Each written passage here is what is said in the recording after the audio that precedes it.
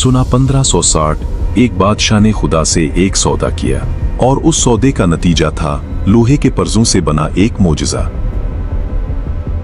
आज से 500 साल पहले बनाया गया ये राहब आज भी चलता है, सर झुकाता है और सीने पर हाथ मारता है। ये कोई जादू नहीं, ये साइंस है। मगर 16वीं सदी में ये साइंस और मोजज़े में फर्क मिटा देती थी। 1562 में स्पेन के बादशाह फिलिप दोम का उकलूता बेटा शहजादा कार्लोस मौत के दरवाजे पर खड़ा था। बादशाह ने एक नजर मानी, अगर मेरा बेटा बच गया तो मैं खुदा को एक ऐसी शय नजर करूंगा जो कभी न थके, कभी न रुके, अबद तक दुआ मांगती रहे। और फिर शहजादा जिंदा हो गया। बादशाह ने उसे मोजज़ा समझा। अब उसे अपना वादा पूरा करना था। बादशाह ने ये काम सौंपा अपने दरबारी घड़ी सांस को, हवानेलो तुरियानो, इटली का वो नाबगा जिसने वक्त को परियों में कैद करना सीखा था। तुरियानो ने बरसों मेहनत की। उसका मकसद था एक ऐसी मशीन बनाना जो दुआ को जिस्म दे सके। उस राहब के अंदर हैं लोहे के केन्स और लीवर्स, एक पेचीदा जाल जो हर हरकत को बारी बारी चलाता है। ये राहब 7 काम करता है: चलना, सीने पर हाथ मारना, आंखें घुमाना, होंठ हिलाना, सलीब उठाना, सर झुकाना और एक तरफ को मुड़ना। हर हरकत एक खास केन से जुड़ी है। जैसे मूसीकी के नोट एक राग बनाते हैं, ये पुर्जे मिलकर इबादत की तस्वीर बनाते हैं। जब ये राहब पहली बार दरबार में चला तो हाजरीन की सांसें थम गईं। क्या ये जादू था? क्या ये शैतानी था? या ये खुदा की निशानी थी? उस दौर में मशीनें और रूहानियत एक साथ चल सकती थीं।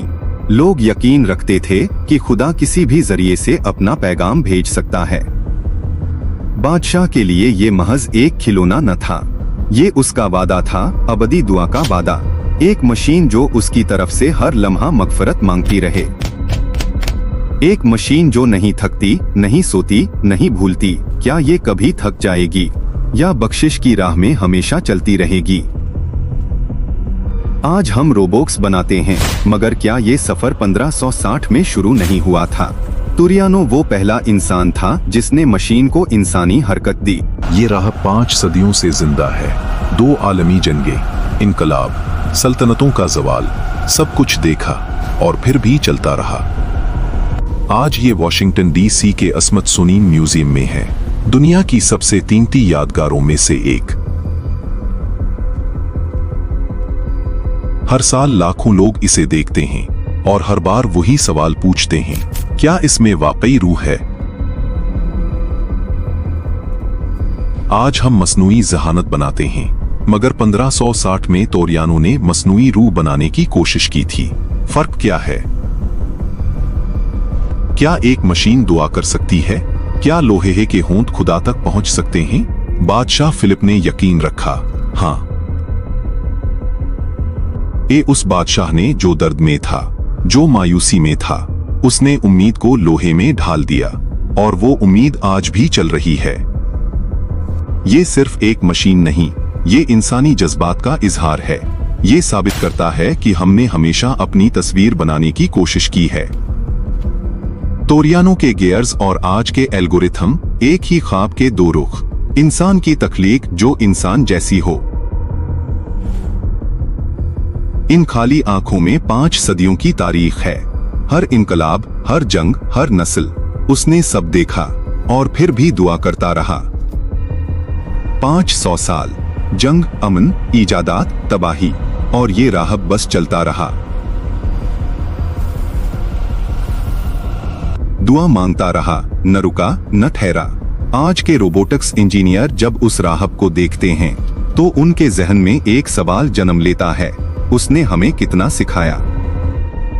लियोनार्डो दा विंची के बाद तुरियानो वो पहला शख्स था जिसने ये समझा कि इंसानी हरकत को मशीन में कैसे समझा जाए। हर बार जब ये अपने सीने पर हाथ मारता है, ये हमें याद दिलाता है कि इंसान हमेशा से अपनी थकावट मशीन को देना चाहता था। 1560 से आज तक ये राहब रुका नहीं।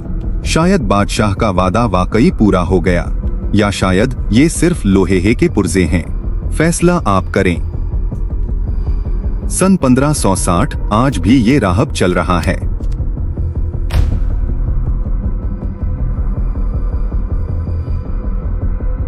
अगर आपको ये कहानी पसंद आई तो लाइक करें, चैनल को सब्सक्राइब करें, क्योंकि तारीख के सियाह राज अभी भी बाकी हैं।